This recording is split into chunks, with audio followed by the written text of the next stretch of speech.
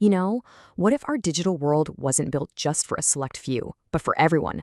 Today, we're going to dive into a framework called K3D that isn't just asking that question, it's actually building the answer right from the ground up. So let's just start with this really powerful idea. Seriously, think about it. Imagine a world where your interface, my interface, and even an AI's interface aren't separate things at all. A world where someone using a screen reader to navigate and someone else exploring in virtual reality aren't just using different versions of an app, they're actually in the exact same digital space at the same time. And this is the key part. This wouldn't happen the way it does now. We've all seen it, right? Those clunky, bolted-on solutions. You get screen readers that just completely trip over complex websites, or high-contrast modes that make everything unrecognizable. These aren't real solutions. They're basically digital band-aids on a system that was never designed for them in the first place. And that is the core promise of K3D. It imagines a world where accessibility isn't an afterthought. It's not something you add on later. It's the foundation. It's the concrete, the steel, the actual blueprint of the digital structure before you even write a single line of code for an app. Okay, so to really get our heads around this huge shift, we need to understand the problem K3D is trying to solve. And honestly, the best way to do that is with a metaphor from the real world, the massive difference between a retrofit and true architecture. This comparison just hits the nail on the head. The retrofit approach on the left, that's like adding a rickety wheelchair ramp to the side of a building full of stairs. Yeah, it might work, but it's awkward, it's separate, and it feels like an afterthought. The K3D philosophy on the right is about designing the building with beautiful, integrated ramps from day one so everybody uses the same entrance. It's all about designing for everyone, right from the very beginning.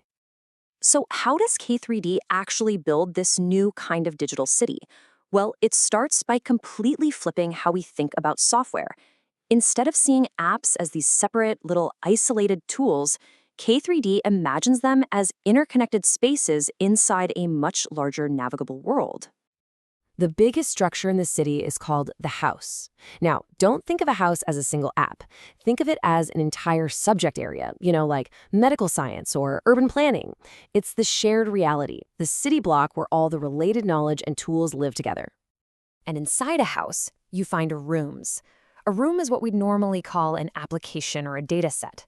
So in that medical science house, you might find a room that's a 3D protein folding app. And right next to it, another room that's a giant genomic data set. You don't open them, you actually enter them. This whole spatial idea even extends to how K3D organizes information. So instead of these boring old folder trees, you have gardens. These are the underlying concepts and vocabularies of a subject, structured in a way that lets you literally walk through the connections between different ideas. It's pretty cool. And to make sure that knowledge doesn't just disappear over time, there's the museum. This is where old versions, old data sets, and retired tools are all archived with their full context, creating this perfect, inspectable history of the entire field of knowledge.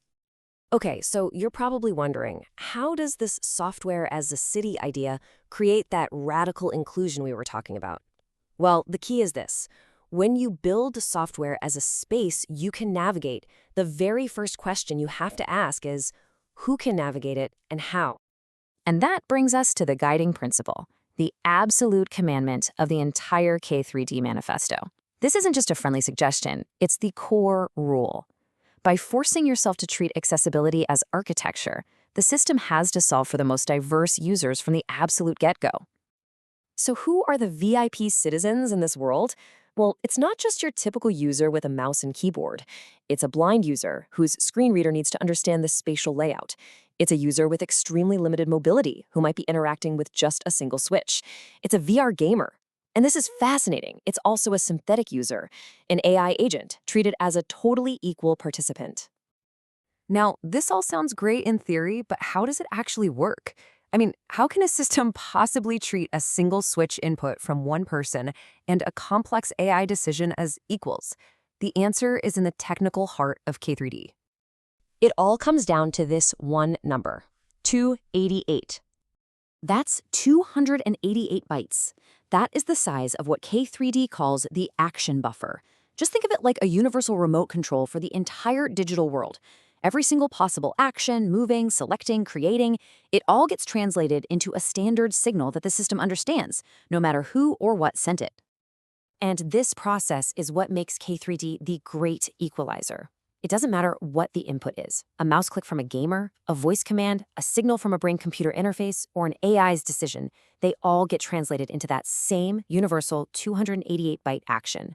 The system doesn't care how you said move forward. It just gets a standardized instruction that it understands perfectly. Now, here's where it gets really interesting. This deep architectural commitment to a universal language has this surprising and incredibly powerful side effect. See, by building a system that's open to everyone by default, K3D naturally fights back against the closed proprietary systems that pretty much dominate our digital lives. The source material makes this connection by looking at Apple's history. I mean, back in 1984, they were the rebels, right? Smashing the monopoly of Big Brother IBM. Fast 40 years, and now they run one of the most successful walled gardens in history, controlling everything about how we use our own devices. And this leads us to a huge insight. A walled garden, by its very nature, is architecturally inaccessible to some people. It gets to decide who can play and what the rules are. K3D's approach, by starting with open standards and that universal action, creates a system that's not only accessible to people with diverse abilities, but is also resistant to corporate control. Suddenly, accessibility and freedom are two sides of the same coin. So this all leads us to one last, really profound takeaway. What actually becomes possible when we stop building digital tools for some imaginary average user and start designing digital worlds for everyone? The ultimate promise here isn't just about making software usable for more people. It's about what happens when you bring all those different perspectives, abilities, and even intelligences, both human and synthetic, into the same collaborative space. By designing for the edges, for the users who are so often left out, you don't just build a better world for them. You build a more robust, more creative, and more powerful world for all of us. A future where everyone truly belongs.